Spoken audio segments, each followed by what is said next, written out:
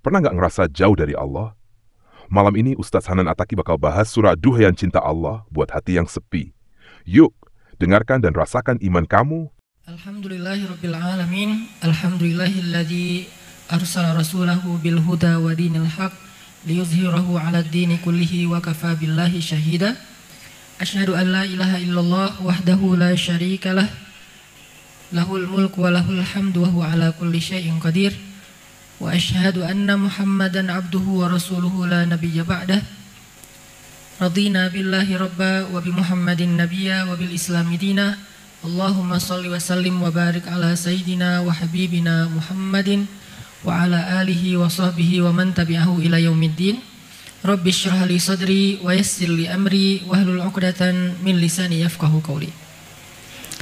Teman-teman sekalian, anak muda Kota Bandung yang dirahmati Allah, alhamdulillah kita bisa ngumpul lagi di sini untuk ngelanjutin kajian rutin kita setiap Rabu malam, yang saya lebih suka menyebutnya dengan tongkrongan ilmu. Nongkrong di rumah Allah sambil mencari ilmu. Mudah-mudahan, terutama tadi saya ngelihat di depan ada layar terus duduk kayak santai gitu. Seandainya saya bisa ganti posisi, mending saya di sana aja. Terus ada yang ceramah, kayaknya enak ya, kayak nobar gitu. Ini emang suasana yang kita coba kemas semampu kita untuk supaya anak muda itu lebih nyaman duduk di dalam majelis ilmu yang tadinya istilahnya majelis menjadi tongkrongan, karena majelis juga artinya tempat duduk, tempat nongkrong, tempat berkumpul, sehingga majelis ilmu rasa nangkring ya, majelis ilmu rasa nongkrong. Mudah-mudahan dengan kayak gitu taklim ini, tongkrongan ilmu ini bisa menjadi salah satu lifestyle kita. Pulang sekolah, pulang kampus, pulang kerja, kita nongkrong di masjid. Pulang sekolah, pulang kampus, pulang kerja, mencas iman. Dan ini bisa suatu saat mungkin kalau lebih banyak vendor-vendor dakwah kita yang bisa nyediain spot kopi, yang mudah-mudahan masing-masing nanti ada sharing everyday atau giving everyday, yang mau ngasih kopi misalnya satu brand ngasih untuk sekali taklim itu 20 cup gratis misalnya, amin ya. Nanti ada, kan di Bandung banyak banget tuh kafe-kafe yang keren-keren tuh, mereka semuanya misalnya sebulan sekali mengazamkan, berniat sebulan sekali Ustadz saya mau support kopi buat taklim Rabu malam tongkrongan ilmu 50 cup sebulan. Jadi ada misalnya 4 brand aja, setiap pekan kita udah ada spot kopi gratis untuk 50 yang datang pertama. Kalau ini ada 3.000 ya sisanya beli. Jadi intinya teman-teman, jadi kita bisa benar-benar ngerasain yang namanya duduk di majelis ilmu tuh kayak nongkrong.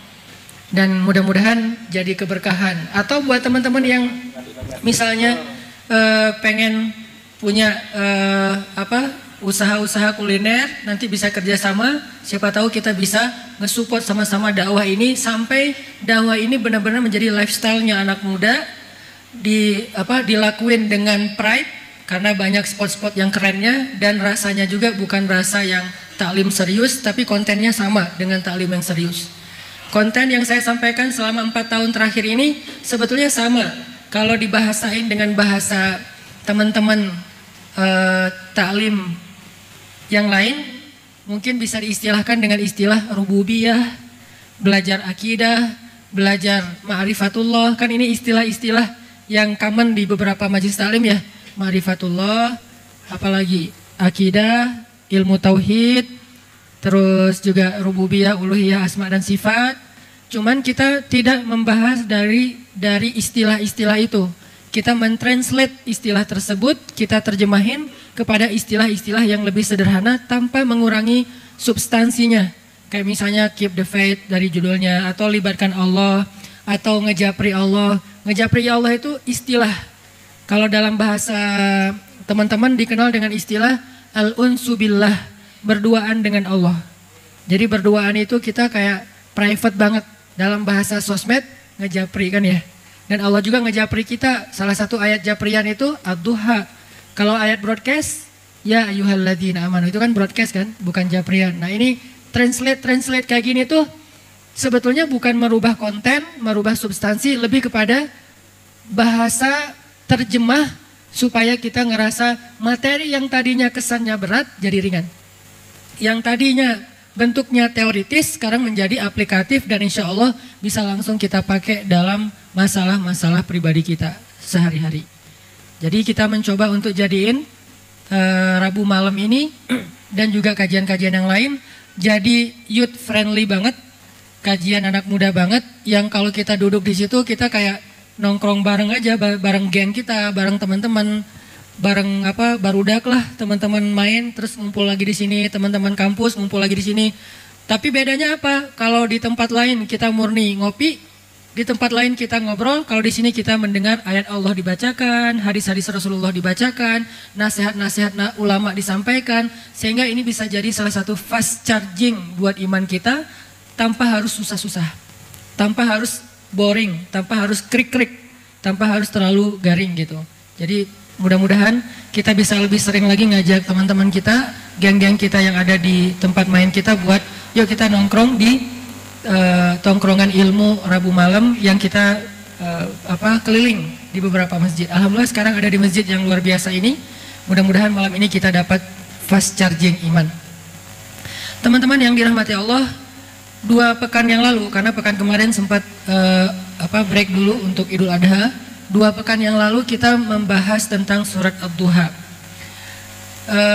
Kita sebetulnya belum tuntas ya surat Ad-Duha ya, baru ayat ketiga kalau nggak salah fokusnya, ayat ma wadda'aka rabbuka wa ma qala. Rabbmu, Tuhanmu, penciptamu, pemilikmu, Rabbmu itu nggak pernah ninggalin kamu, nggak pernah benci sama kamu. Kalimatnya kamu, artinya japrian, khusus secara personal touch, bukan kepada kalian. Kalau kalian ma wadda'akum rabbukum wa ma qala. Kalau kalian broadcast, tapi ini japrian banget nih. Allah lagi ngomong kepada Rasulullah SAW secara pribadi. Nah ayat ini ternyata bukan cuman buat Rasulullah sendiri, tapi juga buat kita. Ketika kita ngerasa sendiri, kan kalau rame-rame nggak ada istilah ngerasa sendiri ya. Aku lagi kesepian bersama teman-teman, kan nggak ya? Yang namanya kesepian sendiri. Aku lagi kesepian bersama pasangan, kan nggak mungkin kan ya? Yang namanya kesepian pasti Jo visa. Istilah lebih smooth, nggak tega bilang jomblo. Jo visa, jomblo visabilillah. Jadi kalau yang namanya sepi atau kayak lonely gitu pasti sendiri, sehingga kalimatnya kamu, engkau. Nah ayat ini selain berlaku buat Rasulullah SAW secara konteks, dia juga berlaku buat kita dalam masalah-masalah pribadi kita, dalam kasus-kasus kita yang macam-macam tuh. Allah kayak ngasih tahu ke kita, hambaku, kamu jangan patah semangat. Aku nggak pernah ninggalin kamu. Hambaku, kamu jangan pundung. Aku nggak pernah marah sama kamu. Hambaku, kamu jangan nyerah. Aku nggak pernah ninggalin kamu. Hambaku, jangan putus asa. Aku nggak pernah marah sama kamu. Jadi kalimat ma wadda'aka rabbuka wa ma qala ini, kalau kita tafsirkan ke ayat-ayat yang lain itu banyak banget. Salah satu ayatnya ma wadda'aka rabbuka wa ma qala itu apa? Salah satu tafsirannya al-ayah bil ayah kalau bahasa tafsir ya, memahami ayat dengan ayat. Allah nggak pernah marah kepada hamba-hambanya. Salah satunya, Qul ya ibadiyalladzina asrafu ala anfusihim la taqnatu min rahmatillah innallaha yaghfirudz dzunuba jami'a. Ini bukti kalau Allah nggak pernah marah. Kita udah banyak dosa, asrafu ala anfusihim, yang dosanya itu udah nggak kehitung, dosanya itu udah kelewat batas, dosanya itu udah berlebih daripada yang normal orang lain lakuin. Apa dosa yang normal? Dosa lupa, dosa nggak sengaja, itu dosa normal. Tapi ini sengaja, dosa besar berulang-ulang dalam waktu yang cukup lama, bertahun-tahun. Itu namanya asrafu ala anfusihim, udah melampaui batas. Udah segitunya kita ke Allah, Allah masih manggil kita ya ibadi, wahai hambaku. Itu bukti kalau Allah itu wama qala, gak benci sama kita. Allah tuh gak pernah benci sama kita. Kalau Allah benci sama kita, maka ketika kita bikin dosa sekali, itu jadi kayak ada alasan banget buat Allah langsung mencelakai kita tuh kan. Jadi bukan saya loh ya yang zalim, dia emang kayak gitu, pantas dibinasain, langsung dibinasain. Kalau Allah udah kayak ada masalah pribadi gitu sama kita.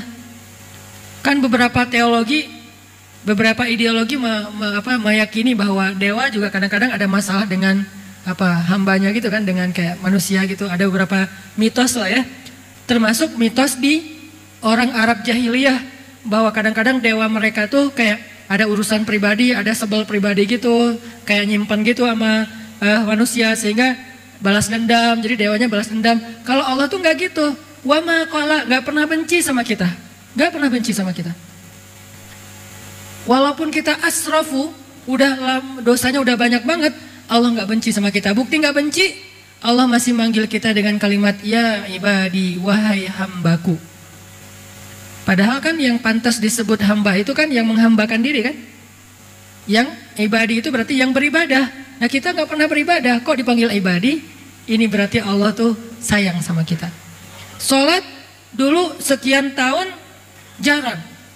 Sampai kita mau masuk masjid itu kayak kagok banget gitu. Masuk masjid kayak masuk dunia lain. Oh, ini masjid ya. Oh, aku merasakan aura yang apa gitu. Terus baca Quran merinding sendiri. Kenapa? Karena bacanya malam Jumat surat jin.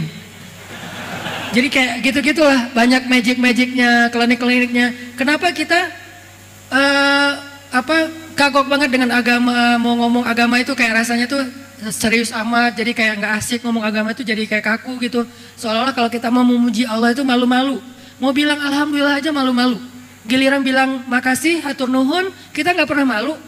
Kenapa bilang hatur nuhun, makasih, thank you, syukran, nggak malu, sementara bilang alhamdulillah malu, saking kagoknya kita dengan agama, dengan Allah. Jadi kayak bilang makasih ya Allah tuh kayak malu gitu. Kalau bilang makasih ke teman, kita biasa aja, thanks bro gitu, biasa aja. Tapi kalau ya Allah makasih atau jazakallah, alhamdulillah gitu kok jazakallah, alhamdulillah gitu tuh kayak rasanya sungkan gitu, malu-maluin. Kenapa?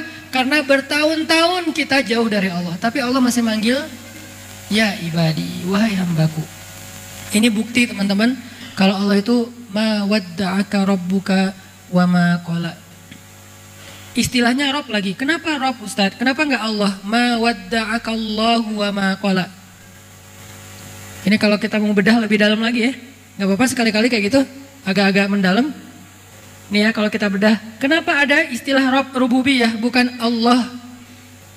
Ma wadda'aka Allahu wa ma qala. Sebagaimana ketika Allah memperkenalkan diri kepada Musa, yang pertama itu bukan nama, tapi peran. Inni ana rabbuk. Inni ana rabbuk. Itu ayat pertama. Ayat berikutnya innani anallah. Kenapa Rabb dulu baru Allah? Kenapa peran dulu baru nama? Ini nih jadi persepsi berpikir. Lebih baik kita memperkenalkan kebaikan kita dulu kepada seseorang sebelum dia kenal nama kita, supaya dia berkesan kepada kita. Kalau ini dalam bahasa kayak sales, marketing, kita kayak nyebutin produk dulu, kita nyebutin jabatan dulu, baru kita nyebutin nama misalnya, supaya orang trust, ngebangun trust dulu nih. Sama kayak kita sebelum kenal CV-nya, kita jelasin dulu tentang, atau kita lakuin dulu sesuatu kebaikan yang membuat orang interest. Sebelum kita jelasin saya siapa, asal dari mana, lahir tahun berapa, apalagi soal tahun lahir ya, ini agak-agak sensitif. Sarah juga nih, lahir tahun berapa, kalau di bawah, kalau angkanya udah kelipatan kepala 3, ini udah mulai agak-agak sensitif nih. Jadi daripada kita nyebutin lahir tahun berapa, asalnya dari mana, apalagi kalau misalnya saya sebutlah pas saya mau nikah dulu, saya orang Sumatera, mau nikahin cewek Jawa yang karakternya, culture-nya beda banget sama orang Sumatera, dan dia pribadi juga kayak agak-agak karena nggak kenal kali ya, gimana gitu, agak-agak takutnya orang Sumatera mungkin keras kan, menurut sebagian orang Sumatera mungkin belak-belakan, to the point, ya apa adanya gitu, nggak kayak orang Jawa Sunda yang mungkin lembut, ngomongnya pelan-pelan, nggak teriak-teriak, kan ada kesan gitunya ya. Nah sebelum dia kenal kalau saya itu orang Sumatera, saya nunjukin dulu dong, pas kenalan saya nggak Sumatera, saya Nyunda banget orang Bandung katanya, iya. Ternyata Aceh kan ya. Jadi kayak baru ngomong gitu yang ditunjukin mungkin karakter yang dia nyaman dulu. Terus kayak orangnya kayak care gitu, orangnya tuh pengertian banget, orangnya tuh dewasa banget, matang segala macam, santun pas bicara. Baru setelah itu ketika saya memperkenalkan, saya tuh dari Sumatera loh, itu akan jadi excuse buat dia, nggak masalah. Kenapa? Karena udah ngelihat dulu, oh iya ya, kamu nggak apa-apa deh walaupun Sumatera juga karena kamu orangnya lembut, kamu orangnya santun, kamu orangnya. Jadi Allah itu memperkenalkan diri, ana rabbuk. Maksudnya apa? Rabb itu, akulah yang menciptakanmu. Akulah yang ngasih kamu rezeki. Akulah yang menjaga kamu. Akulah yang nolong kamu. Apa terjemahan dari kata Rabb kalau kita breakdown? Rabb itu kalau di breakdown adalah alam yajidaka yatiman fa'awa wa wajadaka dhallan fahada wa wajadaka ailan fa'aghna, itulah Rabb. Jadi ketika Allah ngomong ma wadda'aka rabbuka wa ma qala, artinya apa? Rabbmu tidak pernah meninggalkanmu, artinya dialah yang selama ini memperbaiki ciptaan pada dirimu sehingga kamu menjadi seorang sosok manusia yang ideal secara fisik. Nabi kan ideal banget secara fisik ya, nggak berlebihan, nggak juga pas-pasan, ideal. Karena yang paling bagus itu bukan pol ya, yang paling bagus itu tawazun, wasatiyah kalau dalam konsep berpikir. Pas banget. Nabi bukan cowok yang paling tinggi di antara sahabat, tapi juga bukan yang paling rendah, pas. Nabi kalau jalan bukan yang paling cepat, tapi bukan yang lola, bukan yang slow banget, pas juga, ideal banget. Nabi itu kalau bicara bukan yang paling teriak, tapi juga nggak terlalu pelan yang bikin apa, nggak gitu-gitu amat juga sih, pas gitu. Jadi tawazun, sehingga Allah lah sebagai Rabb yang telah menciptakan kamu dalam tawazun, dalam fisik yang ideal, wahai Muhammad. Allah juga yang memelihara kamu, yang nanti dijelaskan di alam yajidaka yatiman dan seterusnya. Allah juga yang melindungi kamu, Allah juga yang menjaga kamu, Allah yang sayang sama kamu, Allah yang begini. Semua itu adalah bukti bahwa Allah ma wadda'aka wa ma qala, tidak pernah ninggalin kamu, nggak pernah benci sama kamu. Ini adalah ayat motivasi. Mudah-mudahan ini jadi booster yang lebih bagus daripada 1 minute booster ya. 1 minute booster kan kadang benar, kadang nggak jelas, nggak inilah ya. Tapi kalau ma wadda'aka rabbuka wa ma qala itu booster banget teman-teman. Itu mood booster banget. Caranya kita baca berulang-ulang. Kalau kita lagi kayak ngerasa kok saya hidupnya gini-gini banget ya, kok Allah nggak nolongin saya, baca lagi wadduha wal laili idza saja ma wadda'aka rabbuka wa ma qala. Rabbmu tuh nggak pernah ninggalin kamu, nggak pernah benci sama kamu. Kok saya kayak hidupnya nggak berhenti dari masalah ya? Kapan sih datangnya pertolongan Allah? Ma wadda'aka rabbuka wa ma qala. Allah tuh nggak meninggalkan kamu, nggak benci sama kamu. Pertolongan itu pasti akan Allah datangkan. Ala inna nasrallahi qarib. Bukankah pertolongan Allah sudah dekat? Kayak gitu diulang-ulang sesuai dengan masalah kita. Jadi teman-teman, itu udah kita bahas kemarin, walaupun ini ada sedikit tambahan analogi gitu, bahwa kita berharap dengan mengulang-ulang kalimat ma wadda'aka rabbuka wa ma qala, kita nggak jadi orang yang gampang putus asa, nggak jadi orang yang gampang menyerah, nggak jadi orang yang gampang patah, nggak jadi orang yang gampang kalah, nggak jadi orang yang gampang marah, gitulah ya. Kenapa jadi semua ya? Jadi intinya ayat itu harusnya menguatkan kita ketika kita lemah, memantapkan hati kita ketika kita galau dengan pilihan hidup, membuat kita berani ketika kita dalam keadaan takut. Ayat itulah yang kemudian diterjemahin di surat yang lain, la tahzan innallaha ma'ana. Sama aja kan?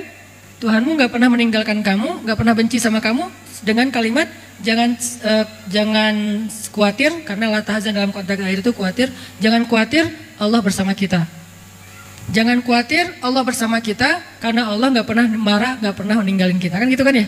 Itu sebetulnya 2 atau sekian ayat yang sejenis, setipe, semakna, cuman beda redaksi. Jadi kalau kita kaman banget dengan istilah la tahzan innallaha ma'ana, coba kembangin deh kalimat itu dengan surat Ad-Duha. Apa bukti Allah tuh bersama kita? Alam yajidaka yatiman fa'awa. Terus siapa yang ngasih kita perlindungan ketika kita sendiri? Kalau bukan Allah bersama kita. Wa wajadaka dhallan fahada. Terus siapa yang ngasih Nabi jalan petunjuk ketika beliau tersesat di dalam padang pasir? Kalau Allah nggak bersama kamu. Wa wajadaka ailan fa'aghna. Terus siapa yang ngasih Nabi makan ketika beliau kelaparan? Kalau Allah nggak bersama dengan beliau. Jadi la tahzan innallaha ma'ana, arti lainnya adalah ma wadda'aka rabbuka wa ma qala. Itu teman-teman pemahaman dari surat Ad-Duha. buat saya pribadi, surat Ad-Duha itu surat motivasi banget. Kalau saya lagi sedih, kalau saya lagi galau, kalau saya lagi sakit hati, kalau saya lagi sebel, kalau saya lagi boring banget, baca ayat itu sedikit banyak tergantung kita ya. Sedikit banyak akan mempengaruhi mood kita. Jadi mood lagi, jadi semangat lagi, jadi bergairah lagi, jadi optimis lagi. Itu harusnya Ad-Duha itu jadi kayak gitu. Itu baru namanya tadabbur Al-Quran. Sekarang kita pelajari gimana cara jadiin Ad-Duha itu sebagai penyemangat bagi kita dalam masalah-masalah kita. Oke. Sekarang kita lanjutkan kalimat berikutnya dari surat Ad-Duha. Tapi sebelumnya coba teman-teman buka dulu surat Al-Qasas. Surat 28. Surat Al-Qasas. Kita coba terjemahin surat Ad-Duha dengan pemahaman yang ada di dalam surat Al-Qasas.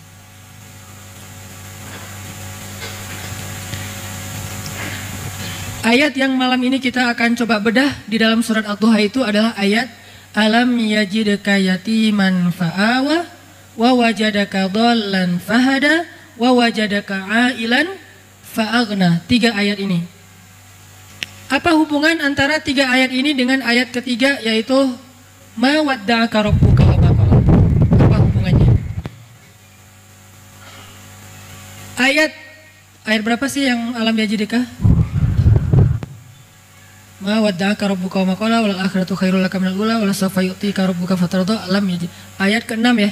6 7 8 kan? Ayat 6 7 8 ini adalah ayat pembuktian terhadap ayat ketiga. Jadi Allah bilang di ayat ketiga, Allah nggak pernah ninggalin kamu, nggak pernah benci sama kamu. Apa buktinya? Kan gitu ya. Buktinya adalah, bukankah dulu kamu dalam keadaan yatim Muhammad, lalu Allah memberimu keluarga yang menjadi naungan?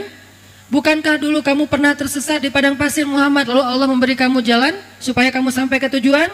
Bukankah dulu kamu pernah kelaparan Muhammad, lalu Allah kasih kamu rezeki atau makanan? Itu bukti bahwa ma wadda'aka rabbuka wa ma qala. Nah, jadi ayat 6 dan 7 dan 8 itu adalah ayat renungan untuk kita teman-teman. Kalau kita mulai meragukan kebesaran Allah, kita mulai meragukan pertolongan Allah, kita mulai meragukan janji-janji Allah, coba kita pakai 3 ayat itu untuk menjawab pertanyaan. Bukankah kita dulu pernah yatim? Arti yatim, seorang diri. Lahir ke bumi, jarang kan di antara kita yang lahirnya kembar. Rata-rata lahir anak tunggal gitu kan. Lahir sendiri, terus bagaimana kita bisa kemudian tumbuh? Allah Subhanahu wa Ta'ala yang mendatangkan untuk kita orang yang mencintai kita sejak kita lahir. Pertama, ibu kita. Ah, itu mah udah biasa Ustaz. Enggak. Kalau Allah nggak masukkan rasa cinta ke dalam hati ibu kita, maka dia akan membuang kita di parit. Dan itu banyak adegan kayak gitu. Kalau Allah nggak mendatangkan rasa cinta ke dalam hati ayah kita, mungkin ada adegan seorang ayah yang memukul anaknya sampai mati hanya gara-gara anaknya rewel di malam hari. Kalau Allah nggak memasukkan rasa cinta di dalam hati ibu atau ayah kita, mungkin kita sudah dimasukkan ke dalam kulkas sampai membeku dan meninggal. Kalau Allah nggak memasukkan rasa cinta ke dalam hati ayah dan ibu kita, mungkin kita akan dibiarkan kelaparan atau ditaruh di rumah yang akhirnya kelaparan meninggal sendiri, orang tua kita pergi. Atau ditaruh di depan panti asuhan, atau ditaruh di tong sampah, ditaruh di bawah jembatan, dan seterusnya, dan seterusnya. Kalau Allah nggak sayang kepada kita, maka Allah tidak akan memasukkan rasa cinta itu di dalam hati orang tua kita. Sehingga dengan rasa cinta yang Allah titipkan di dalam hati ibu dan ayah kita, muncullah adegan seorang ibu yang memeluk anaknya ketika kapal mereka tenggelam. Muncullah adegan seorang ibu yang memeluk anaknya dan melindungi anaknya di bawahnya ketika rumahnya roboh. Muncullah adegan seorang ibu yang menyelamatkan anaknya walaupun dia yang celaka. Muncullah adegan seorang ayah yang seharian gak makan demi menyimpan uang itu supaya bisa membeli susu anaknya di malam hari. Muncullah adegan pengorbanan ayah, pengorbanan ibu. Itu semuanya bukti bahwa alam yajidka yatiman fa'awa. Allah yang menskenariokan jadi kayak gitu. Kalau Allah cabut sedikit aja rasa kasih sayang, maka orang tua kita cuek sama kita. Cuek mulai dari kebutuhan makan kita, cuek dengan kebutuhan tempat tinggal kita. Gak ada seorang ayah yang berjuang gimana caranya dia punya rumah untuk anaknya yang nyaman buat anaknya berlindung dari matahari, hujan, dan panas dingin. Dia cicil rumah siang malam, dia kerja banting tulang karena cicilannya itu gak sehari 2 hari, 15 tahun. Apa alasan seorang ayah itu mencicil rumah 15 tahun dan setiap akhir bulan dia itu stres mikirin cicilan? Kalau bukan karena sayang kepada anaknya, Apa alasan seorang ayah memasukkan anaknya ke sekolah yang harga bulanannya aja, harga SPP-nya aja mahal banget. Udah gitu beli ayah tuh kayaknya rasanya beli buku anak itu di awal ajaran baru, di tahun ajaran baru tuh kayak seneng gitu ngebeli buku anak, beli pensil anak, beli pulpen anak, beli baju seragam anak. Itu kayak puas banget buat ayah. Dari mana muncul rasa kepuasan ini? Dari cinta. Siapa yang ilhamkan cinta di dalam hati ayah dan ibu? Allah. Itu bukti alam yajidaka yatiman fa'awa. Jadi Allah gak pernah ninggalin kita. Ustadz, tapi ada kasus seorang anak ditinggalkan oleh ibunya, ditinggalkan oleh ayahnya, atau ayah dan ibunya wafat ketika dia masih kecil. Lalu Allah datangkan yang lain, kakeknya mungkin. Allah datangkan yang lain, pamannya mungkin. Allah datangkan yang lain, ayah angkat atau orang tua angkatnya mungkin. Allah datangkan, gak pernah berhenti. Karena kalau itu berhenti, maka kita gak akan bisa tumbuh menjadi anak yang dewasa seperti sekarang ini. Kita udah gak dapat apa-apa. Kita udah celaka dari kecil. Kenapa ada adegan seorang ayah yang mati-matian mencari sampai mendonorkan ginjalnya demi untuk mengobati anaknya yang sakit? Bahkan nauzubillah, sampai ada seorang ayah yang dia rela mendonorkan jantungnya dan dia meninggal demi untuk menggantikan anaknya yang juga kecelakaan dan seterusnya. Dia donor darah udah biasa, donor organ. Ini semuanya alam yajidaka yatiman fa'awa, teman-teman. Cuman kita seringnya hanya ngelihat kurirnya saja, lupa kepada pengirim. Ya, ada teman ngirim kita hadiah, misalnya yang kita seneng banget, misalnya kayak kaos gitu ya. Tadi pas jalan sama dia, kita kayak ngelihat sebuah kaos yang kayaknya tipe kita banget lah, warnanya, brandnya, kita kayak bangga banget kalau bisa pakai kaos itu. Cuman kita nggak ngomong, tapi dia orangnya care, orangnya tuh pengertian. Akhirnya pas kita ulang tahun misalnya, atau pas kita dapat nilai bagus atau apalah momennya, tiba-tiba dia ngirim kaos itu. Karena nggak bisa ketemu kita, dia ngirim pakai kurir, digoserin sama dia. Kurir ini dibayar nggak? Dibayar dong. Tapi kita tiba-tiba pas dapat kaos itu dari kurir, kita bilang, Mas, makasih banyak ya, makasih banyak ya, hatur nuhun, jazakallah khair dan segala macam. Kita kayak muji-muji kurir, kita berterima kasih pada kurir, kita mengingat jasa kurir, tapi kita nggak sama sekali bilang terima kasih kepada teman kita yang ngirim. Ini logis nggak sih? Itulah keadaan kita seringnya kepada Allah SWT. Allah yang ngirim kita nikmat lewat kurir.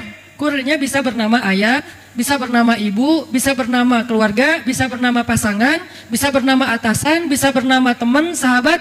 Kita bisa berterima kasih kepada mereka sebagai orang yang berjasa dalam hidup kita, tapi kita nggak bilang makasih ke Allah dalam bahasa alhamdulillah, dalam bentuk penghargaan ke Allah itu lebih rajin ibadah.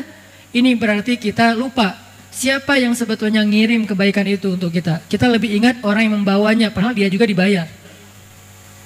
Orang yang membawa itu, kurir itu juga dibayar. Allah membayar ibu kita. Dengan apa?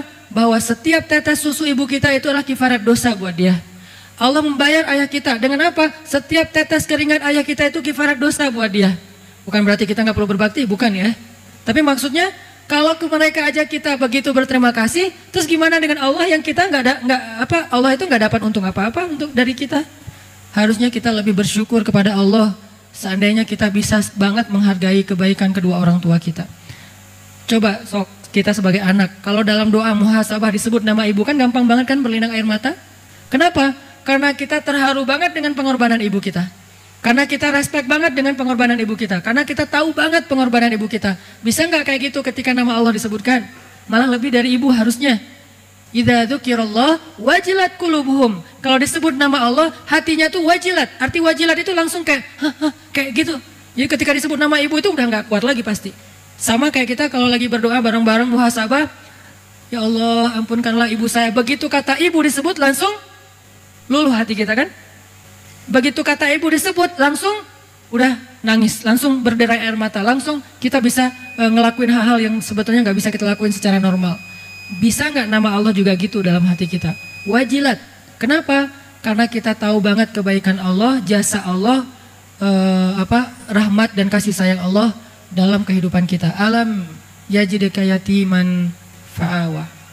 Nanti kita coba bandingkan ayat itu dengan kisah Nabi Musa alaihissalam di dalam surat Al-Qasas. Insya Allah setelah sholat isya. Barakallah. Kita lanjutkan pembahasan dari surat Ad-Duha. Dan kemungkinan biar kajian kita bisa tuntas, ada oleh-oleh yang kita bawa pulang. Insya Allah surah Al-Duha ini masih akan kita lanjutkan pada pertemuan yang akan datang. Jadi penggalan demi penggalan kita bedah supaya dia bisa jadi bekal kita untuk jadi mood booster kalau kita lagi moodnya drop. Tadi kita membahas tentang firman Allah Subhanahu wa taala di ayat ke-6, alam yajidka yatiman fa'awa.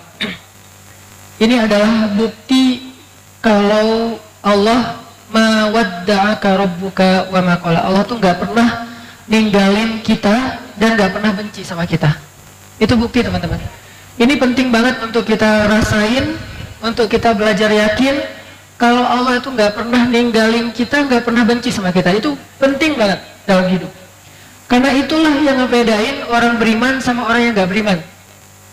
Bukan di lafaz. Karena orang yang tidak beriman juga mengatakan asyhadu an la ilaha illallah. Kok bisa, Ustaz? Namanya orang munafik. Orang munafik juga mengatakan amanna billahi wa bil yaumil akhir. Kami percaya kepada Allah dan hari akhir. Qalatil a'rabu amanna. Kata orang Arab Badui, kami beriman. Tapi kata Allah, wa ma hum bimu'minin. Mereka bukan orang yang beriman. Qul lam tu'minu. Kalian belum beriman. Walakin qulu aslamna. Kalian baru menjadi seorang yang beragama Islam, tapi belum beriman. Terus yang membedakan antara orang mukmin dengan orang yang tidak mukmin, orang mukmin selalu yakin Allah itu nggak pernah ninggalin dia dalam kondisi apapun dan tidak pernah benci kepada dia. Kalau Allah udah benci sama kita nih, kita bilang astagfirullah, Allah udah males. Sama kayak kita benci sama orang kan, semuanya jelek kan di mata kita. Kalau udah benci, udah ada ghillan. Bukankah salah satu doa kita terhadap sesama muslim itu wala taj'al fi qulubina ghillan lil ladzina amanu. Ya Allah, jangan Engkau biarkan di dalam hati kami itu ada ghil, ada rasa benci kepada orang yang beriman, sesama muslim. Karena kalau udah benci, maka yang baik aja buruk di mata dia, apalagi yang buruk. Kalau udah benci, gak ada yang benar, selalu salah. Sama kayak haters. Haters kan berarti pembenci ya. Karena dia udah gak benci, kita posting apa aja salah. Misalnya kita posting banyak main. Wah, kerjaannya main aja, gak beribadah, gak belajar, salah. Kita posting lagi beribadah, ibadah kok diposting-posting, ria, salah lagi. Jadi serba salah. Kenapa? Karena ada ghillan, ada rasa benci di hatinya.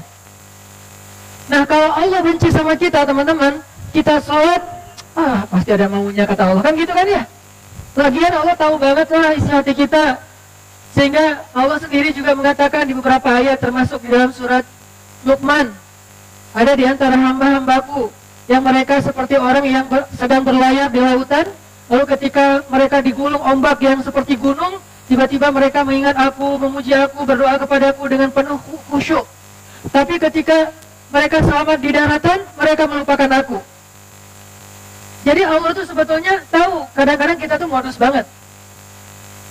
Kadang-kadang kita tiba-tiba rajin tahajud gara-gara mau ujian nasional. Kita tiba-tiba jadi sedekah gara-gara mau tes wawancara. Tiba-tiba kita jadi tilawahnya bagus, belajar tahsin segala macam karena mau lamaran. Kenapa? Karena ada maunya. Akhirnya kita coba kayak PDKT gitu sama Allah SWT. Allah tahu. Tapi Allah biarin aja. Kenapa? Karena Allah gak benci sama kita. Allah lihat sisi baik kita gitu. Oh, walaupun selama ini dia gak ada maunya, sekarang udah ada maunya, berarti dia masih nganggap aku gitu kan, seolah-olah ya. Allah terima kedatangan kita. Kita udah mentok dengan dosa-dosa, akhirnya dosa itu bikin kita celaka. Gara-gara dosa utang kita 100 miliar, gara-gara dosa kita jadi sakit, gara-gara dosa kita akhirnya jauh dari orang-orang baik, gara-gara dosa rumah tangga kita berantakan. Akhirnya kita balik ke Allah setelah kita nyerah dengan dosa-dosa, udah gak berdaya, baru balik ke Allah. Kalau Allah benci, Allah balas tuh. Tapi Allah gak benci, Allah terima. Baru kita berjalan ke Allah selangkah, Allah udah berlari ke arah kita. Baru kita mendekat ke Allah sejengkal, Allah udah mendekat ke kita sehasta. Baru kita mendekat ke Allah sehasta, Allah udah mendekat ke kita sedepa. Ini bukti bahwa ma wadda'aka rabbuka wa ma qala. Ini perlu banget buat kita belajar yakin ini, teman-teman. Ayat 3 ini salah satu ayat yang membedakan mukmin dengan orang yang ghairu mukmin, yang tidak beriman. Orang mukmin selalu percaya Allah tuh nggak pernah benci sama dia. Selalu percaya Allah tuh nggak pernah ninggalin dia. Sesulit apapun dia masih bilang ya Allah. Sementok apapun dia masih mengangkat ya Rabbi.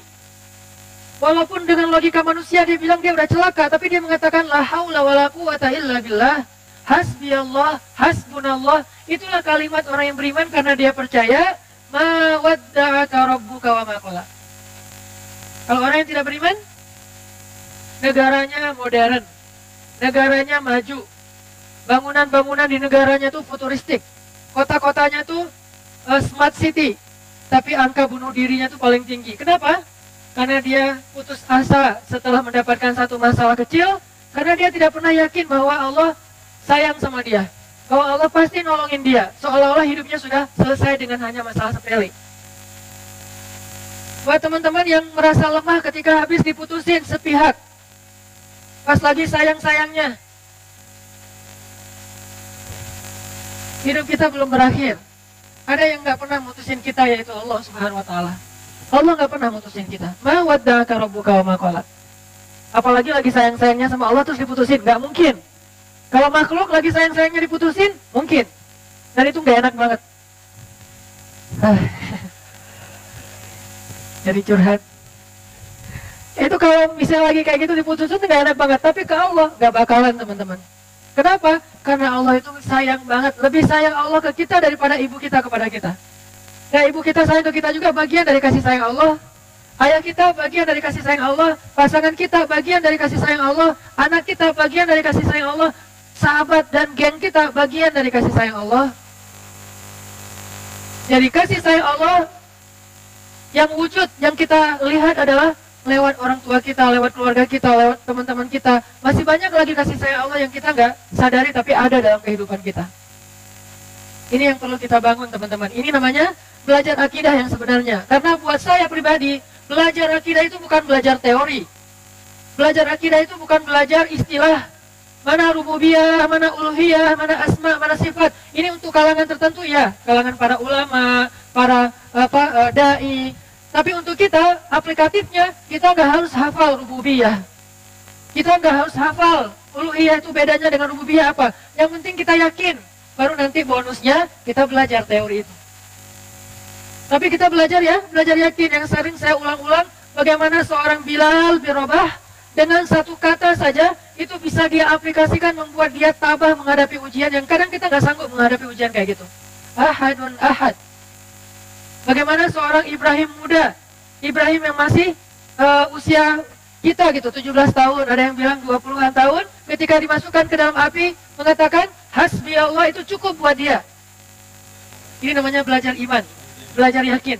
Bukan belajar teori tentang teologi, atau tentang akidah, atau tentang ma'rifatullah. Walaupun semua teori itu penting dan baik. Tapi nomor satu buat saya adalah belajar yakin sama Allah. Karena orang yang berilmu, ukurannya, indikasinya adalah rasa. Orang yang berilmu, indikasinya bukan wawasan menurut Al-Quran. Al-ilmu huna fil qalb, al-fiqhu fiqhul qulub. Ilmu itu di sini, di dalam hati. Karena pemahaman, kata ulama, al-fiqhu fiqhul qulub. Pemahaman itu adalah pemahaman hati. Sehingga orang yang berilmu, indikasinya adalah rasa di hatinya. Apa buktinya, Ustaz? Buktinya, innama yakhsyallaha min ibadihi al-ulama. Sesungguhnya yang takut kepada Allah di antara hamba-hambanya siapa? Orang yang berilmu. Berarti orang yang berilmu, ukurannya adalah rasa takut kepada Allah. Rasa.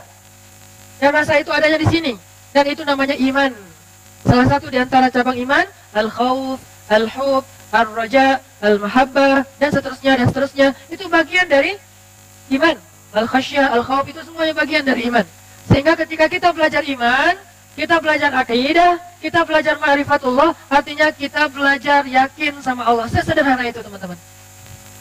Wah, berat juga ya, ilmu ma'rifatullah. Berat teorinya.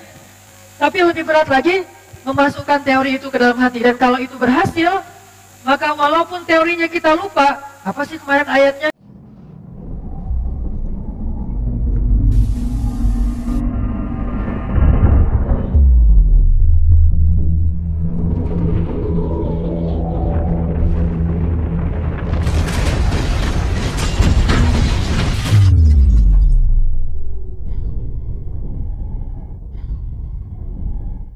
Apa sih kemarin hadisnya? Mungkin kita bisa lupa, tapi rasa itulah yang akan mengarahkan hidup kita siratul mustaqim atau justru melenceng, dhalin atau maghdubi alaihim, nauzubillah min dzalik.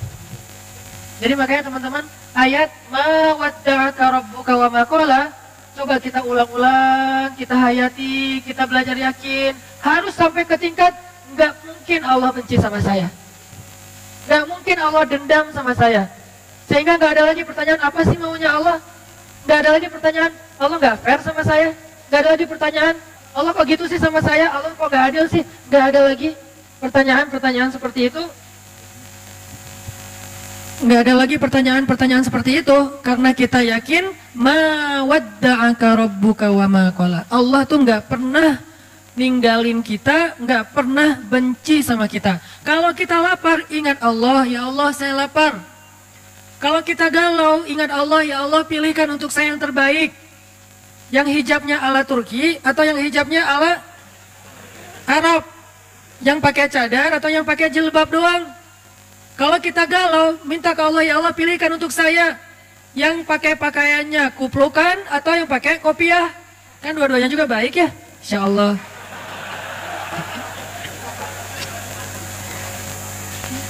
Mau yang hafal Quran atau hafal hadis, dua-duanya hafiz.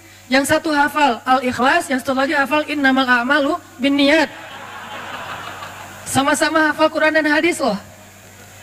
Minta sama Allah, kenapa? Karena Allah pasti dengerin. Karena salah satu di antara arti ma wadda'aka rabbuka wa ma qala, salah satu artinya wa idza sa'alaka ibadi anni fa inni qarib ujibu da'watad da'i idza da'an. Kalau hambaku bertanya kepadamu tentang aku, bilang aku tuh dekat. Artinya dekat, aku tuh dengar apa yang mereka minta. Maksud dari qarib di sini bukan Allah ada di sebelah kita bertempat, bukan. Arti qarib salah satunya adalah Allah tuh dengar banget yang kita omongin. Bahkan kita ngomong pelan-pelan juga Allah dengar. Bahkan terbersit di dalam hati juga Allah dengar teman-teman. Sehingga uji da'watad da'i dada'ani. Aku pasti mengijabah, aku pasti ngerespon, aku pasti nge-replay lah. Pertama Allah langsung nge-read. Gak mungkin kita ngejapri Allah terus gak di-read. Kenapa? Inni qarib, aku dekat. Langsung di-read sama Allah, langsung didengar sama Allah. Terus ujibu da'watad dan, langsung typing. Ujibu dari kata jawab, langsung typing. Gak mungkin kita kayak ngejapri Allah gitu, di-read doang 3 hari. Itu mah dia banget, cek. Allah tuh gak mungkin gitu, langsung typing. Ujib, arti ujib di situ present continuous tense, langsung. Nggak sampai future tense, future-nya tuh setahun, nggak. Langsung saat itu juga Allah merespon, mereplay, menjawab japrian kita. Begitu kita bilang, ya Allah, Allah langsung mengatakan, hai abdi, ada apa wahai hambaku?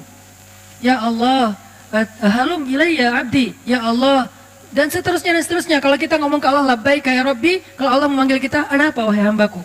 Hal indaka hajah, kamu punya masalah? Hal min di hajah, ada nggak di antara kalian yang punya masalah? Kata Allah, hal min taib, kamu pengen taubat? Allah langsung nanya gitu, Allah langsung nge-replay, Allah langsung nge-ijabah.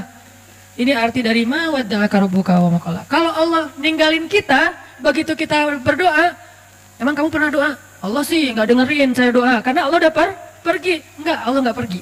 Allah qaribun ujibu da'watan da'i idza da'an sami'un basirun alimun khabirun latifun raufun wadud. Semua kalimat ini bahwa Allah itu dengar banget yang kita minta teman-teman. Jadi jangan putus asa untuk begini. Capek aja saya berdoa Allah nggak dengar. Berarti kita nggak percaya dengan ayat 3 surat Ad-Duha. Ma wadda'aka rabbuka wa ma qala. Berarti kita nggak percaya dengan ayat wa idza sa'alaka ibadi anni fa inni qarib. Minta aja sama Allah. Yakin deh sama Allah. Kita aja bisa yakin sama makhluk, masa sama Allah enggak? Makhluk aja bisa sangat menjaga perasaan kita, masa Allah enggak? Makhluk aja nepatin janji banget, masa Allah enggak? Makhluk aja komitmen, masa Allah enggak? Allah lebih daripada makhluk pastinya, karena tidak ada makhluk yang serupa dengan Allah. Allah ala kulli syai'in qadir, azimun dalam segala sesuatu maha besar. Sehingga teman-teman, jadikan ma wadda'aka rabbuka wa ma qala iman. Bukan cuma hafalan. Iman. Ketika kita lagi galau gitu, ninggalin gak ya pekerjaan ini ya? Tinggalin gak ya cara-cara yang gak bener kayak gini ya? Galau kan? Soalnya kalau kita tinggalin, untungnya lumayan. Terus yang kita pekerjaan yang halal belum jelas. Kalau kita kerjain, ntar Allah marah. Kan kayak galau gitu kan ya. Harusnya di situ mah nggak perlu galau. Galau itu dalam hal sama-sama baik, itu galau. Kalau hak dan batil nggak perlu galau sih sebetulnya. Cuman oke lah, karena kita manusia biasa. Galau di situ, bilang, ma wadda'aka rabbuka wa ma qala. Artinya apa Ustadz? Dalam konteks kegalauan saya tadi. Artinya kalau kita pilih pilihan Allah, Allah pasti nanti akan menghargai kita dengan ganti yang lebih baik setelahnya. Yakin deh, yakin. Karena Allah gak pernah ninggalin kita. Tapi kalau kita berpihak sama Allah, memilih pilihan Allah, sedangkan Allah kayak pergi gitu, lagi kemana gitu, lagi sibuk, kan kita kayak rugi gitu kan? Terus gak diwaro gitu sama Allah, gak mungkin. Ketika kita memilih pilihan Allah, Allah langsung bantu kita. Wa may yattaqillah.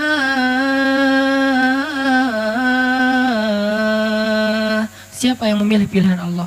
Siapa yang taat sama Allah? Siapa yang menjalani perintah Allah? Siapa yang meninggalkan larangan Allah? Ini kan semuanya arti takwa kan? Wa may yattaqillah. Kalau kita taat sama Allah dalam hal menjalankan perintah, meninggalkan larangan, meninggalin hal-hal yang Allah nggak suka, yaj'al lahu makhraja, pasti dikasih jalan keluar. Nggak mungkin nggak, mustahil 100% pasti dikasih jalan keluar. Pasti. Kata pasti ini jangan cuma diucapkan dengan lisan. Kata pasti ini harus masuk ke dalam hati kita. Di sini berlaku kalimat pasti, bukan insya Allah. Karena insya Allah itu berlaku dalam urusan kita. Tapi kalau dengan Allah, Allah sendiri yang berjanji. Dan janji Allah itu pasti Allah penuhi. Enggak juga sih, terserah Allah. Kadang dipenuhi, kadang enggak. Berarti kita berburuk sangka kepada Allah. Enggak, kalau dalam hal ini, sunnatullah, udah ketetapan Allah, pasti dipenuhi. Tapi kalau dengan makhluk, enggak bisa. Gimana pun dia mau komitmen, harus ada insya Allah, harus ada izin Allah dong. Tapi kalau ini emang Allah sendiri yang ngomong, gimana mau pakai insya Allah lagi? Allah berjanji akan memberi saya jalan keluar, insya Allah. Ini agak-agak unik ya. Allah berjanji mau ngasih kita jalan keluar, insya Allah. Terus Allah masih butuh izin gitu? Enggak butuh. Udah aja kalau Allah berjanji namanya pasti. Hakul yakin. Bukan lagi sekedar zon. Bukan lagi sekedar kayak wacana gitu. Kayak janji-janji kosong gitu. Kayak gombal gitu. Bukan. Benar-benar hakul yakin. Nah, kata pasti inilah yang harus kita masukkan ke dalam hati kita teman-teman. Sehingga kita percaya banget. Ah, udahlah gak usah khawatir. Hidup sama Allah mah aman. Hidup sama Allah mah terjamin. Hidup sama Allah mah tenang aja. Kenapa? Allah lah sebaik-baik yang menepati janji. Ma wadda'aka rabbuka wa ma qala. Jadi surat Ad-Duha itu semua ayat yang kita bedah nanti intinya adalah ayat ketiga. Itu yang kita pengen mantepin, pengen masukin ke dalam hati kita. Kita masukin dengan kalimat wadduha, kita masukin dengan kalimat wal laili idza saja, kita masukin dengan kalimat wal akhiratu khairul laka minal ula, kita masukin dengan kalimat wala sawfa yu'tika rabbuka fatarda, dan seterusnya. Intinya adalah ma wadda'aka rabbuka wa ma qala. Allah nggak pernah ninggalin kamu dan nggak pernah benci sama kamu. Terus kenapa putus asa? Jangan sampai kita berpikir ketika kita baru patah hati, lantas dunia sudah berakhir. Masih ada Allah. Iya sih, tapi gimana dong hidup saya nggak bisa hidup tanpa dia. Ada Allah. Nanti setelah Allah tunjukin, baru kita bilang untung ya dulu diputusin, mau gitu. Udah gitu kayak pamer gitu ke mantan nih biar dia nyesel. Wah, posting yang keren-keren, hasil editan, pencitraan. Karena salah satu prestasi kita tuh bisa bikin mantannya nyesel gitu kan. Astagfirullahaladzim. Enggak sih, dia mah gak nyesel, biasa aja. Artinya kegeeran kita doang kali ya. Wah, dia pasti udah nyesel nih, gue sekarang dokter. Dia udah nyesel nih, sekarang gue dokter. Dia udah nyesel nih, sekarang gue pengusaha sukses. Dia udah nyesel nih dan segala macam. Gak pasti juga sih. Yang jelas kita jadi ngerasa benar ya, Allah menyelamatkan saya dari dosa.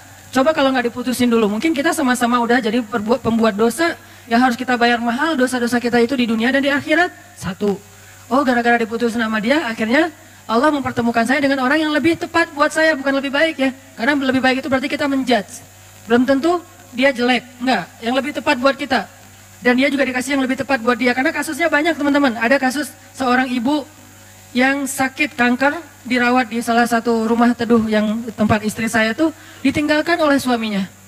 Suaminya ketika tahu istrinya sakit kanker malah pergi ninggalin dia. Tapi di kasus yang lain justru ada seorang suami setia banget nungguin istrinya, ninggalin semua pekerjaannya, tinggal di Bandung untuk jaga istrinya berobat. Padahal istrinya udah nggak bisa menyenangkan dia sama sekali, tapi dia setia kepada istrinya. Ini kan masalah Allah lebih tahu ya, masa depan kita bakalan kayak gimana, kasus-kasus kita bakalan kayak gimana.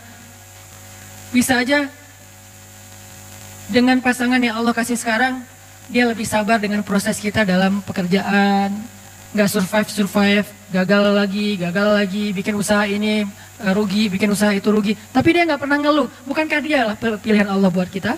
Nggak usah ngeluh, kalau gitu ujian. Artinya ada aja pasti kebaikan yang kita lihatlah sisi baiknya. Dan itu bukti kalau Allah alam yajidka yatiman fa'awa. Nah sekarang coba alam yajidka yatiman fa'awa ini kita lihat dalam kasus Nabi. Goalsnya sama. Goalsnya supaya kita percaya sama ma wadda'aka rabbuka wa ma qala, itu intinya ya. Nah dalam konteks sirah Rasulullah SAW, kalau kita mau memahami alam yajidka yatiman fa'awa dengan membaca sirah, itu keren banget. Allah tuh benar banget ngomong alam yajidka yatiman fa'awa. Rasulullah lahir dalam keadaan yatim, Allah lah yang memfa'awakan Nabi. Dengan cara apa? Pertama Allah masukkan rasa cinta ke dalam hati kakeknya. Sehingga kakeknya menganggap Nabi sebagai cucu kesayangan di antara cucu-cucunya. Lalu Allah masukkan rasa cinta ke dalam hati ibundanya. Wah biasa Ustaz, banyak ibu yang gak sayang sama anaknya. Nah sekarang ibunya sayang banget sama anaknya. Aminah sayang banget kepada Muhammad SAW. Yang ketiga nih yang agak unik nih. Allah masukkan rasa cinta itu ke dalam hati ibu susunya. Halimah dari Bani Sa'di atau Sa'diyah namanya. Halimatus Sa'diyah. Kan ceritanya Halimah tuh mereka dari kabilah Sa'di itu, dari orang-orang pedalaman. Biasanya suka ada musim kerjanya, suka ada kerja musiman. Nah kerja musiman itu apa? Nyusui anak-anak orang terpandang di kota Mekah. Sehingga beberapa cewek dari Bani Sa'di itu pada musim menyusui mereka datang, yang mereka udah bisa menyusui, mereka datang ke Mekah mencari anak-anak orang terhormat di Mekah untuk disusui. Tujuannya dua. Satu, mendapatkan bayaran dari profesi itu. Kedua, bisa mengikat hubungan kekeluargaan antara keluarga si perempuan ini dengan keluarga bayi tersebut yang ayahnya adalah kepala kaum. Itu tujuan menyusui pada masa itu. Dan kalau sudah diikat persaudaraannya jadi kayak koalisi gitu, jadi geng gitu kan. Kalau ada sesuatu yang terjadi kepada keluarga ini, nanti yang akan ngebelain mereka itu adalah kabilah yang mereka sudah punya hubungan tadi tuh. Mu'akhad namanya, atau punya kayak perjanjian gitu. Nah, ketika perempuan-perempuan, cewek-cewek dari Bani Sa'di datang ke Mekah, di antara mereka ada Halimah, mereka kan nyebar tuh. Sesuai dengan rekomendasi dari temennya, yang kenal dari sebelumnya, punya link apa, segala macam. Datang ke rumah-rumah orang-orang terpandang di Mekah, terus cewek-cewek itu pada satu persatu mendapatkan bayi untuk disusui. Ada yang dapat bayi dari anak orang kaya, ada yang dapat bayi dari anak pemuka kaum, ada yang dapat bayi dari seorang anak yang dermawan, apa dan segala macam, banyak lah, pokoknya banyak keuntungan. Kecuali Halimah. Ketika yang lain udah dapat bayi-bayi keren, kamu dapat siapa? Saya dapat anak kepala suku itu. Wah beruntung sekali kamu, berarti keluarga kamu sekarang punya ikatan dengan suku yang paling kuat. Kan keren ya. Pertama bangga, kedua nggak ada yang berani dengan keluarga ini, karena dia punya link kepada kabilah yang kuat. Kayak gitu berlaku dulu tuh. Terus kayak apa istilahnya ya, zimmah. Nah saya baru ingat, zimmah, jadi punya jaminan dari keluarga itu. Jadi nggak ada yang berani. Terus kalau kamu dapat siapa? Saya dapat anaknya Fulan. Wah anak orang kaya dong, dibayar gede dong. Alhamdulillah kalau bahasa sekarang, untung. Tapi giliran Halimah ditanya, kamu dapat siapa? Muhammad. Muhammad siapa? Ayahnya udah wafat. Hah kamu ngambil anak yatim? Terus yang bayar siapa? Nggak ada. Hah kasihan banget sih kamu, gitu kan ya kalau bahasa kita ya. Halimah diantara ibu-ibu susu yang lain seolah-olah kesannya dapat yang paling tidak menguntungkan. Tapi ternyata kebalikannya. Kenapa Halimah kok memilih Muhammad di antara banyak anak bayi yang ada di Mekah?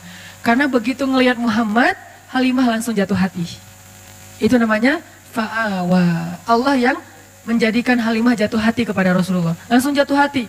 Akhirnya Halimah nggak peduli anak ini yatim atau nggak peduli dibayar apa nggak peduli keluarganya kuat, kabilahnya atau enggak. Yang jelas saya sayang banget sama anak ini. Itu yang Allah lakukan dengan Halimah. Dipeluk oleh Halimah, bahkan Halimah memperlakukan Nabi Muhammad kecil lebih baik daripada ibu-ibu susu lain memperlakukan bayi mereka karena dibayar, karena profesional. Kalau ini bukan profesional, ini cinta. Lebih dalam daripada sekedar profesi. Dan kayak gitulah cara Allah melindungi Rasulullah. Seandainya Rasulullah punya harta waktu itu, seandainya ayah Rasulullah masih hidup waktu itu, maka Rasulullah mungkin akan dititipkan kepada ibu susu profesional. Tidak sekeren Halimah. Tapi berhubung dia nggak punya harta, berhubung dia ayahnya udah meninggal, berhubung kakeknya itu nggak bisa membayar ibu susuan, akhirnya yang muncul, yang menyusui Muhammad kecil, justru seorang perempuan paling baik di antara semua ibu-ibu susu yang ada waktu itu. Yang paling ikhlas, yang paling tulus, yang kasih sayangnya paling besar, yang paling sayang kepada Rasulullah karena nggak ada motif yang lain. Ini cara Allah tuh keren banget ya. Kalau cara kita, nih gimana nih? Kasihan anak kita nggak ada uang, kasihan anak kita nggak ada kabilahnya nggak kuat, kasihan. Itu kan cuma logika kita. Ini namanya ilmiah. Tapi ada robbaniyah, ada logika ilmiah, ada logika robbaniyah. Kalau logika robbaniyah apa? Alam yajidka yatiman fa'awa. Itulah yang kita berlakukan dalam hidup kita kadang, teman-teman. Kadang-kadang kita kan pakainya logika ilmiah ya. Gimana nanti kalau sakit nggak ada jaminan? Gimana nanti kalau udah lulus tapi nggak ada jaminan? Gimana nanti kalau ayahnya meninggal terus nggak ada warisan? Gimana? Ikhtiar mah ikhtiar aja. Cuman iman nggak boleh ngikutin ikhtiar. Dia terpautnya ke langit. Ikhtiar itu di bumi. Udah aja yakin sama Allah. Alam yajidka yatiman fa'awa. Saya anak tukang pangkas tapi kuliah di Mesir. Saya anak seorang ibu yang cuma ibu rumah tangga, punya warung kecil di depan rumah tapi nggak pernah untung soalnya dimakan sama anaknya semua tuh, semua dagangan. Jual apa? Mak, boleh ambil. Jadi kerjaan kita tuh makanin warung mak. Jadi nggak pernah untung. Yang ada rugi. Kok bisa kuliah di Mesir? Bukankah alam yajidka yatiman fa'awa? Allah punya banyak cara. Bisa aja Allah kasih caranya dengan saya ada sedikit prestasi dalam bidang tarik suara gitu. Musabakoh maksudnya, bidang musabakoh kayak alhamdulillah pas tampil bukan karena saya ngajinya bagus, kebenaran musabik itu mutasabik. Peserta yang lain asal tampil serak wae. Yang ini serak, yang ini salah baca. Ya udah alhamdulillah menang ya. Bukan karena bacanya keren, karena yang lain lagi nggak fit. Walaupun didoain juga sih, ya Allah serak dong please. Pas ngaji, jadi agak-agak kurang ikhlas juga namanya musabakoh anak-anak ya, kayak atlet gitu karena semangat, jatuh jatuh gitu. Jadi artinya kayak tadi lah tanding Pevi Sanggu tadi nonton sama teman-teman. Begitu yang Jepang kan pas Sanggu yang street itu, yang pas Jepangnya main, yang keempat kan bagus semua tuh.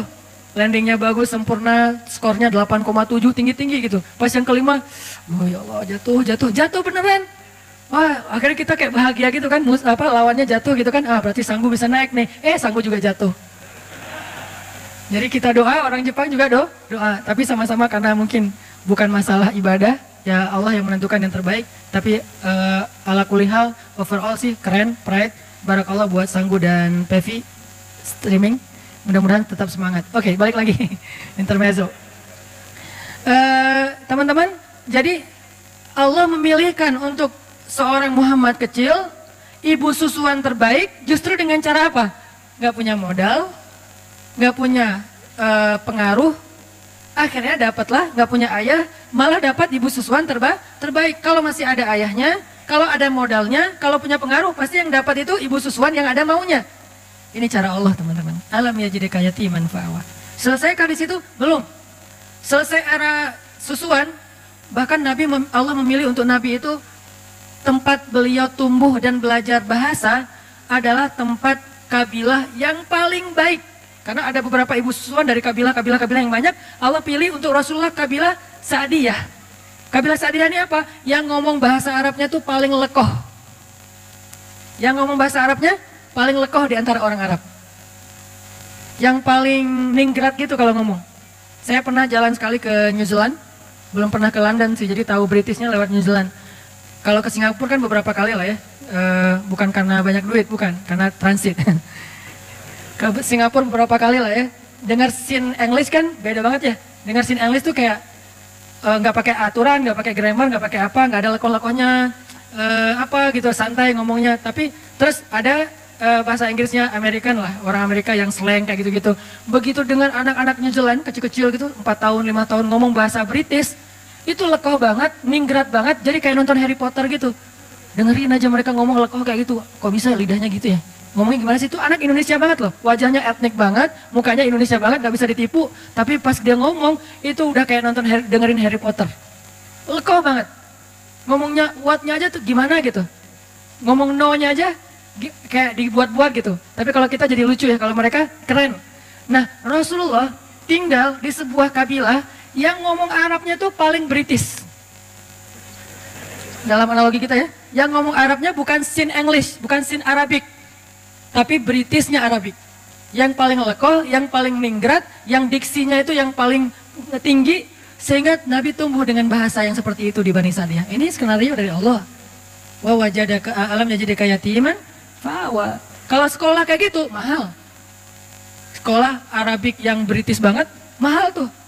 Dan yang sanggup sekolah kayak gitu hanya orang-orang kaya. Rasulullah, Allah punya cara sendiri. Allah tuh luar biasa, luar biasa. Gak ada duit, gak masalah kata Allah. Nanti aku undang aja hambaku yang paling tulus, yang dia bisa ngajarin hambaku ini bahasa Arab yang paling British. Arab yang paling British, ini jangan di-cut ya, jadi salah paham. Arab British apa maksudnya Ustaz? Maksudnya elegan gitu. Maksudnya elegan, lekoh, ningrat, diksinya keren. Nah setelah Nabi lekoh bahasa Arabnya, era pendidikan bahasanya udah selesai. Kan yang paling bagus bahasa itu dari kecil ya. Karena anak kecil cepat menyerap bahasa. Baru nanti dia, kayak anak saya orang Aceh, istri orang Jawa, tinggal di Bandung. Tapi kalau ngomong bahasa di rumah, dia yang paling nyunda. Karena teman-temannya anak-anak Bandung gitu. Jadi kalau dia ngomong Aisyah, Maryam tuh kalau ngomong sama saya malah kadang-kadang sering nanyanya ke Aisyah, Aisyah ini artinya apa sih? Aisyah ngajarin, kenapa? Karena dia tumbuhnya di Bandung. Kalau dia tumbuhnya di Aceh, dia bakalan bahasa Aceh. Kalau dia tumbuhnya di Surabaya, dia bakalan bahasa Surabaya. Nah, masing-masing dikasih lingkungannya. Nah, Rasul tumbuhnya di Bani Sa'di, bahasanya paling bagus. Udah selesai? Belum. Nanti ada era lagi, kedua, setelah masanya Abdul Muthalib, Aminah, Halimah, nanti ada era kedua. Awalnya dinaungi atau dipelihara oleh pamannya Abu Thalib. Ini era periode kedua. Dan ini juga luar biasa. Abu Thalib punya banyak anak, tapi yang paling disayang justru ponakannya. Punya banyak anak, tapi yang paling disayang justru ponakannya. Kemana-mana pergi pasti yang dibonceng ponakannya. Muhammad ikut paman, ikut boncengan, motoran gitu. Motornya keledai, onta, kuda. Memotoran aja keliling Mekah, ke Suriah dulu namanya Damaskus, kemudian ke Yaman. Yang dibawa motoran sama Abu Thalib touring kemana-mana itu siapa? Ponakannya, bukan anaknya justru. Kenapa bisa kayak gitu? Allah masukkan cinta ke dalam hati Abu Thalib, sehingga diantara semua keluarganya yang paling disayang justru bukan anaknya, tapi ponakannya. Allah yang bikin kayak gitu. Sehingga karena sayangnya Abu Thalib kepada Rasulullah kecil, Muhammad kecil, akhirnya Abu Thalib tuh mikirin banget pendidikan Muhammad kecil. Mikirin banget. Gimana ya cara anak ini jadi seorang pemimpin? Anak-anak yang lain gak gitu-gitu amat. Tapi yang ini dipikirin, sama kayak seorang ayah mikirin, nanti dia SD-nya di mana yang bagus ya? Browsing, banding-bandingin, komparasi yang satu dengan yang lain, harga, kurikulum, segala macam kan ya? Nanti SMP-nya di mana ya? Nanti dia belajar ini di mana ya? Nanti dia belajar itu di mana ya? Sama kayak sekarang saya mikirin anak saya nanti, kalau yang dia laki-laki dia harus bisa satu. Buat saya pribadi ini subjektif banget ya. Karena saya mengkader dia rambutnya harus panjang, keriting, berarti dia surfing, skateboard. Karena model rambut udah dapet nih. Kayak apa reggae banget lah ya. Surfing, skateboard harus bisa. Berarti belakang rumah saya harus bikin mini rem biar dia latihan sendiri gitu. Satu. Dari sisi mainnya.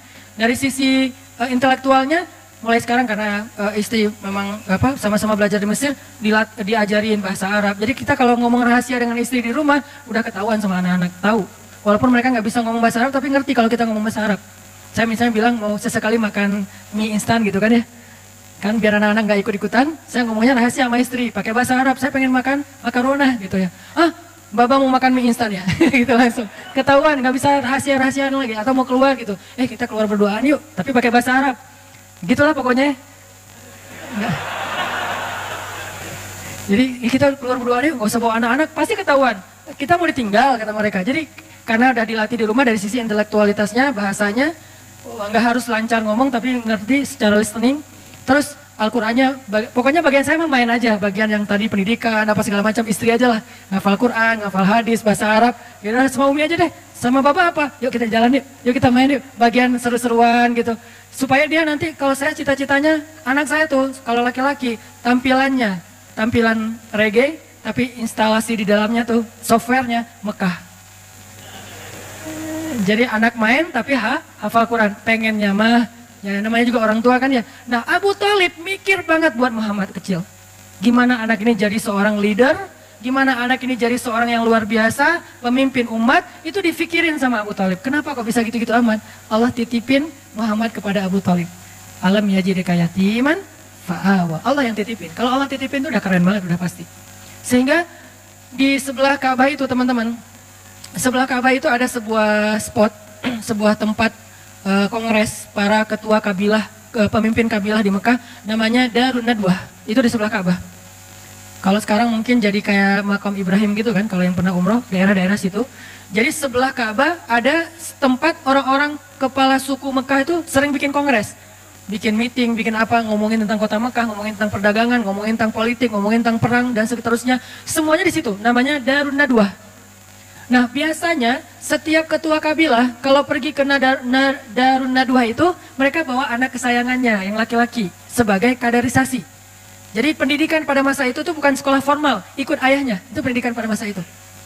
Bukan sekolah formal tapi ikut ayahnya, sehingga biasanya anak laki-laki nggak akan jauh-jauh dari ayahnya, anak perempuan nggak jauh-jauh dari ibunya. Sehingga Nabi SAW ternyata selalu dipilih oleh Abu Thalib di antara anak-anaknya untuk ikut Abu Thalib ke Darun Nadwah. Yang lain milih anak laki-lakinya, Abu Thalib milih ponakannya. Coba, ngapain dipilih ikut dalam Darun Nadwah? Nanti di Darun Nadwah dia duduk di sebelah Abu Thalib. Duduk di sebelah Abu Thalib, dengerin gimana cara komunikasi dalam sebuah musyawarah, meeting, kongres, gimana cara meyakinkan orang kepada pendapat kita, gimana cara komunikasi yang santun, gimana cara debat yang baik, gimana cara ngatur pemerintahan, gimana tentang politik, gimana tentang jihad, gimana membangun koalisi, gimana, itu Muhammad semuanya dengerin di sebelah Abu Thalib. Kebenaran Abu Thalib yang paling bijak di antara ketua kabilah. Jadi dia kayak belajar langsung ke legend-legendnya gitu. Belajar langsung ke legend-legendnya. Di situ nanti ada Abu Jahal, walaupun belum musuhan ya. Abu Jahal masih dikenal Abu Al-Hakam. Jadi kalau ngeluarin kata-kata itu syair semua. Nabi jadi ngedengar, oh gitu ngomong yang diksinya bagus. Oh gini ngomongnya yang punya wawasan. Oh gini ngomongnya yang menyampaikan teori, analogi segala macam. Muhammad belajar kayak gitu. Sehingga ketika Muhammad pulang ke rumah, anak-anaknya Abu Thalib mengupdate berita tentang politik Mekah lewat Rasulullah. Muhammad tadi ngomong apa di sana? Gitu coba. Padahal ayahnya sendiri kepala suku, tapi ayahnya memilih Muhammad kecil. Alam yajidka yatiman fa'awa. Allah itu udah sebaik-baik pembuat rencana lah pokoknya. Ini harusnya menjadikan kita makin belief, makin yakin sama Allah. Kalau diserahin urusan kita ke Allah itu emang dahsyat. Ketimbang kita bikin sendiri. Kita nggak apa-apa merencanakan hidup sendiri, merencanakan masa depan sendiri, nggak apa-apa. Tapi tetap serahin ke Allah urusan apa? Urusan jalannya. Jangan sampai kita melenceng. Karena begitu kita melenceng dan menganggap melenceng itu lebih nguntungin kita, berarti Allah udah nggak terlibat dalam hidup kita. Dan kalau Allah udah nggak terlibat, mentok nanti ujung-ujungnya. Kalau kita ngikutin jalan Allah yang lurus, walaupun menurut logika ilmiah kayak nggak jelas gitu, ikutin aja. Karena emang jalan Allah itu unik. Sering banyak surprise gitu kan ya. Sama kayak Rasulullah, kok gitu sih harus yatim dulu? Kan nggak tahu nih alasannya. Pas tahu, oh iya ya, ternyata dengan yatim justru dapat Halimah. Kok gitu sih yatim, dengan yatim justru dapat Abu Thalib. Dan seterusnya dan seterusnya. Ini era Abu Thalib. Ada 3. Nanti ada era yang ketiga, Khadijah. Inilah era paling romantis, paling manis dalam hidup Nabi. Era Khadijah. Buat yang belum dapat Khadijah, baca ayat itu. Alam yajidka yatiman. Yatim dalam konteks kita, jomblo. Sendiri kan? Fa'awa, ya Allah, saya yatim. Kasih saya naungan. Siapa naungannya? Khadijah, ya Allah. Sampai pertemukan saya dengan sosok Khadijah dan Aisyah. Ini udah keren banget nih. Khadijah yang sangat luas kasih sayangnya, yang bijaksana, yang matang. Aisyah yang seru. Faraha, maraha. Itu kata ulama tentang Aisyah. Faraha, Maroha. Apa Ustaz arti faroha maroha? Seru. Kalau biasanya saya nggak pakai teks Arab, sekarang saya pakai biar jelas. Artinya saya punya referensi ya. Walaupun gini-gini, LCJ. Kata Ustaz Abdul Somad, at-takabbur lil mutakabbir sedekah. Sombong kepada orang yang sombong, sedekah. Sombong sekali-kali. Kata ulama, Aisyah itu farohah marohah. Artinya apa? Seru. Asik. Nggak garing. Nggak ada habisnya. Pokoknya Nabi kalau udah dekat Aisyah, happy pasti.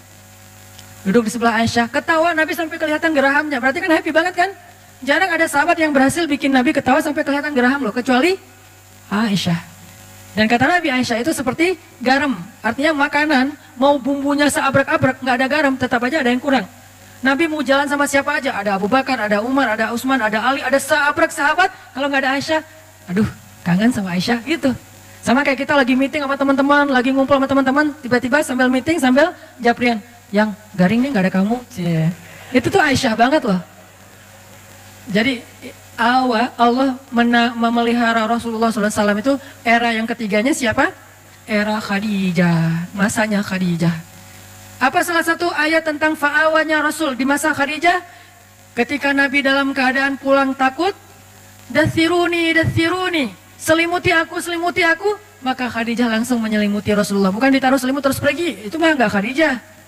Ini buat cewek-cewek di luar, kalau kalian pengen jadi Khadijah atau calon Khadijah, jangan cuma ngasih selimut terus pergi nonton, update status sendiri di luar, kayak gitu. Enggak, Khadijah itu menyelimuti Rasulullah dengan selimut dan juga dengan tubuhnya, dipeluk Rasulullah. Sehingga dikatakan oleh ulama, Khadijah adalah salah satu perempuan yang di dalam pelukannya lah Nabi mendapatkan wahyu. Salah satu perempuan selain Aisyah yang di dalam pelukannya Nabi mendapatkan wahyu. Wahyunya mana? Ya ayyuhal muddathir. Itu Khadijah lagi meluk Rasul. Pelukan Khadijah, sakinah buat Rasulullah SAW. Makanya saya sering bilang, sakinah itu cuma ada 2 tempat. Duduk dalam majelis ilmu dan dipeluk oleh istri yang halal. Pacar halal maksudnya. Istri udah pasti halal mah ya. Pacar halal. Kalau nggak ada pacar halal, duduk dalam majelis ilmu. Kalau dua-duanya enggak, berarti nggak sakinah hidupnya. Kalau dua-duanya iya, wah itu mah sakinah banget. Alhamdulillah. Tenang duduk di masjid, sakinah, pulang ke rumah, sakinah. Sesekali doang turbulence. Tapi seringnya stabil. Turbulence biasa lah. Rasulullah juga pernah turbulence dengan Aisyah. Ketika Aisyah cemburu kan wajar lah ya. Tapi Khadijah memeluk Rasulullah. Itulah fa'awanya Rasul yang ketiga. Terus pulang dalam keadaan sedih karena diomongin, dibully, dihead sama orang-orang Mekah. Pulang, zammiluni. Dipeluk lagi sama Khadijah. Ya ayyuhal muzammil. 2 kali adegan dipeluk sama Khadijah dan turun wahyu dalam pelukan Khadijah. Ini artinya teman-teman, benarlah Allah alam yajidka yatiman fa'awa. Dan itu artinya ma wadda'aka rabbuka wa ma qala. Sekarang kita bandingkan dengan Nabi Musa di surat Al-Qasas. Nanti teman-teman baca sendiri, karena nggak cukup waktu buat kita baca sekarang, nanti baca sendiri. Di surat Al-Qasas, di halaman keduanya, paling atas tuh, 1 halaman, Allah mengisahkan bagaimana seorang Musa yatim, bukan yatim dalam arti nggak punya ayah ya, yatim dalam arti sendiri, dihanyutkan ke sungai Nil. Kan Allah mengilhamkan kepada Ibu Musa, yang tadi juga ada di surat Toha yang tadi dibacain pas sholat Isya. Nah, bagaimana ketika Allah menyuruh Ibu Musa menghanyutkan Musa ke sungai Nil sendiri? Bukan berdua dengan ibunya di dalam peti gitu. Gak tega nih ngeliat anak sendiri, ya udah saya peluk aja berdua yuk nak hanyut gitu. Enggak, hanyutnya sendiri. Ibunya cuma ngeliat dari kejauhan sampai hilang dari pandangan ibunya. Tetehnya ngikutin semampunya. Kan Musa juga punya teteh ya. Tetehnya ngikutin mana adek. Begitu hanyut, tujuan hanyutnya buat apa? Tujuan dihanyutkan menghindari dari Fir'aun kan itu kan ya, niat manusia. Tapi Allah punya cara kan? Kita punya keinginan, Allah punya keinginan. Dan keinginan Allah tidak mungkin ditolak. Dihanyutkan di sungai Nil menjauh dari Fir'aun. Qadarullah malah masuk ke sebuah selokan sampai ke istana Fir'aun. Ini nih, kok gini ya caranya ya? Nah, hidup kita kadang kayak gitu teman-teman. Gak mau sama dia, amit-amit sama dia. Dia juga yang jadi akhirnya sama kita. Hati-hati ya. Ini salah satunya nih. Gitu banget. Ya Allah, please jangan dia. Please jangan dia. 4 kali, please jangan dia. Saya cuma sekali aja. Ya Allah, please dia aja. Jadi, kenapa? Ya Allah, bukankah engkau yang mempertemukan Musa dengan Fir'aun? Bukankah engkau yang menitipkan Musa kepada istri Fir'aun? Maka titipkanlah aku ke dia. Beda, redaksi doa Ustadz lah ya. Kita kalau doa ke Allah itu kadang-kadang boleh memakai sejarah teman-teman. Karena doa-doa para anbiya itu pakainya sejarah banget. Ya Allah, zat yang mendengar lirihnya suara Yunus di dalam perut ikan. Sejarah kan? Ya Allah, zat yang tidak membiarkan Ibrahim terbakar di dalam kobaran api.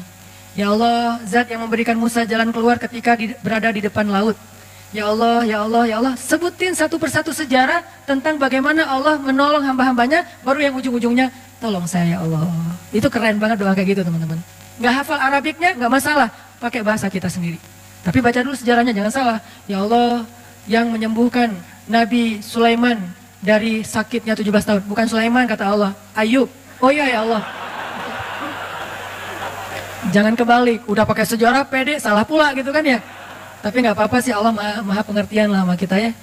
Arti pengertian apa? Bahasa Arabnya Raufun. Allah tuh maha pengertian banget sama kita. Tapi jangan disengaja. Ya Allah, yang mendengar suara lirihnya Nabi Isa di dalam perut ikan. Kapan Nabi Isa dimakan ikan ya?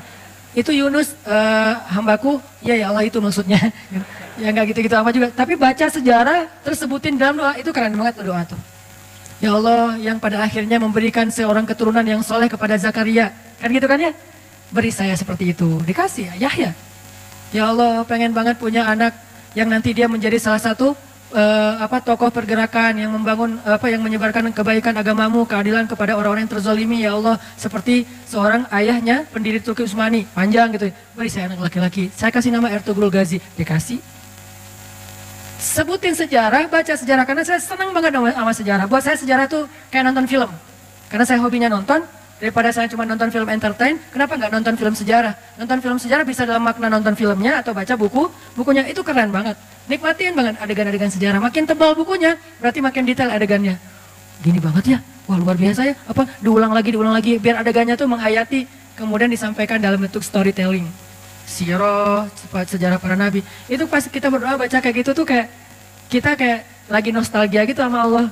Ya Allah, kan Allah dulu pernah gini. Iya. Allah kan pernah gini, iya. Ya Allah kan pernah gini, iya. Sekarang giniin saya dong. Oh ya udah deh, gitu. Jadi kayak asik gitu kan doanya kan ya. Tapi kalau doa, ya Allah saya pengen ini. Apaan sih kamu? To the point banget sih jadi orang. Gak ada basa-basinya. Walaupun boleh banget sama Allah tuh boleh banget. Cuman kayak kurang romantis kan. Sama pasangan kita kalau mau minta sesuatu kan, yang kan kamu baik sama aku. Kan dulu kamu gini-gini. Kan dulu panjang. Nih udah ada maunya nih kalau kayak gini kan disuka gitu kan kalau kita ya. Iya, aku mau gini. Ya udah deh, karena udah dipuji-puji dari tadi tuh jadi kayak gimana gitu. Ya udah, sayang, kasihan. Allah tuh bukan mau dipuji, bukan harus dibeli dengan kata-kata gombal, bukan. Allah berhak mendapatkan itu. Kalau manusia aja kita gituin, Allah lebih berhak mendapatkan itu. Bukan karena Allah pengen digituin, tapi Allah yang paling berhak mendapatkan semua gituin. Maksudnya semua pujian kita gitu. Itu teman-teman. Jadi balik ke Musa.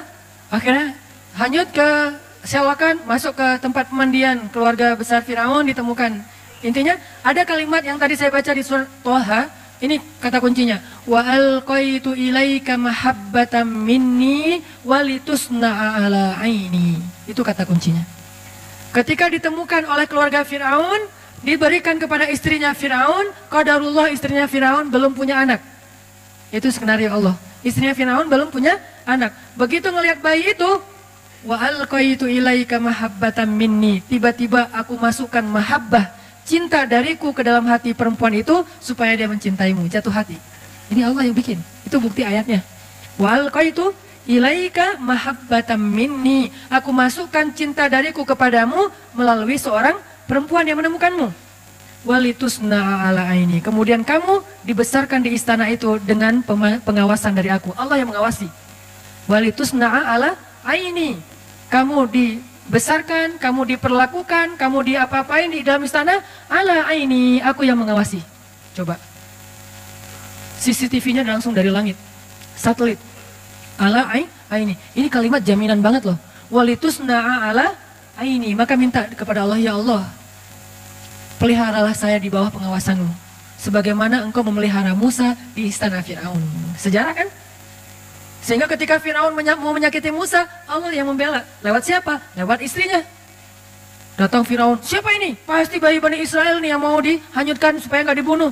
Nggak tahu, nemu, kata istrinya. Ya udah aku bunuh aja. Jangan gitu dong. Kalau udah diyang-yangin kan susah ya sama istrinya. Istrinya cantik pula, keren lagi tuh, dan kesayangan Firaun banget. Sehingga akhirnya istri Firaun membujuk Firaun. Kata istrinya, qurratu ainin li walak. Bahasa Al-Qasasnya, qurratu ainin li walak. Anak ini nyenengin banget loh, kan aku gak punya anak, aku gak nyalahin kamu kok.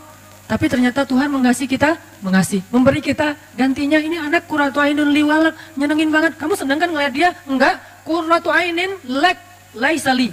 Kamu, saya enggak. Kamu dong yang cinta sama dia, saya enggak, biasa aja. Ya udah nggak apa-apa, yang penting kan kamu seneng kan? Kalau aku seneng, iya sih, ya udah, beres. Ini cara Allah, walitusna'a ala aini. Kamu dibesarkan di situ dengan pengawasanku. Aku yang ngebelain kamu, aku yang menjaga kamu. Kalau kamu mau dicelakai oleh Firaun pas hari mau disembelih hidup-hidup, akhirnya aku kasih ide kepada istrimu, istri Firaun, supaya menjaga kamu dengan cara dikasih pilihan. Pokoknya singkat cerita kayak gitulah, panjang kalau diceritain. Intinya, akhirnya Musa selamat. Nanti masih ada adegan, wa wajadaka ilan fa'agna. Lapar kan Musa? Tiba-tiba bikin audisi menyusui. Mirip dengan Rasulullah, cuman nggak pakai audisi kalau Rasulullah. Ini mirip banget nih ceritanya. Rasulullah cari ibu susu, Musa juga nyari ibu susu. Bedanya ibu susunya Musa, ibunya sendiri. Ibu susunya Rasulullah, perempuan soleha juga. Cuman beda kasus, beda model. Intinya, wa wajadaka ilan fa'agna. Itu teman-teman, insya Allah ternyata baru dapat satu ayat. Alam yajidka yatiman fa'awa. Itulah tafsir teman-teman. Itulah yang kita pelajari di Mesir, di Al-Azhar. Satu ayat, itu kalau mau dibedah lebih dalam lagi mungkin banyak komparatif dengan surat-surat yang lain akan lebih panjang. Tapi intinya sih bukan mau pamer ayat, pamer wawasan, bukan. Intinya adalah harusnya semua wawasan yang kita dengar tadi membangun iman di hati kita. Liyazdadu imanan ma'imanihim, bertambahnya keyakinan di dalam hati kita tentang apa? Tentang Allah, ma wadda'aka rabbuka wa ma qala. Allah tuh gak pernah ninggalin kamu, gak pernah benci sama kamu. Insyaallah next week kita akan bahas wa wajadaka dhallan fahada. Masih panjang surat Ad-Duha. Gak apa-apa ya lama-lama di surat Ad-Duha. Yang penting mendalam dan setiap ayatnya bisa jadi booster buat kita. Gak usah terburu-buru. Sehingga kita bisa jadikan Al-Quran syifa lima fis sudur, obat hati kita, rahmatan, menjadi kebaikan buat kita insyaallah.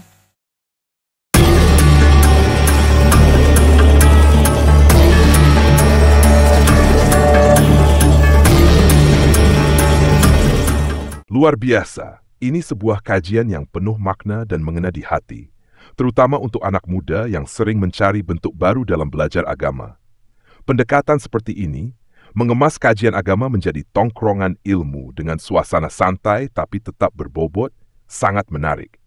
Hal ini membantu menjadikan masjid dan majelis ilmu sebagai tempat yang akrab dan nyaman untuk belajar serta memperkuat iman, terutama di kalangan anak muda. Pesan inti dari kajian ini adalah tentang kasih sayang Allah yang tak terbatas, seperti tercermin dalam firman-Nya dalam surah Ad-Duha. Penekanan pada ayat, ma wadda'aka rabbuka wa ma qala. Tuhanmu tidak meninggalkanmu dan tidak membencimu, memberikan penghiburan dan penguatan luar biasa. Ayat ini seolah berbicara langsung kepada kita, terutama saat merasa lelah atau kehilangan arah. Pendekatan dengan bahasa yang relevan dan relatable, seperti istilah ngejapri Allah, membantu menghubungkan ajaran agama dengan kehidupan sehari-hari. Ini membuat anak muda merasa bahwa agama itu dekat, praktis, dan menyentuh langsung aspek personal mereka. Semoga kajian ini terus menjadi inspirasi dan membawa keberkahan untuk semua yang hadir. Dan makin banyak anak muda yang menjadikan kegiatan seperti ini sebagai bagian dari gaya hidup mereka.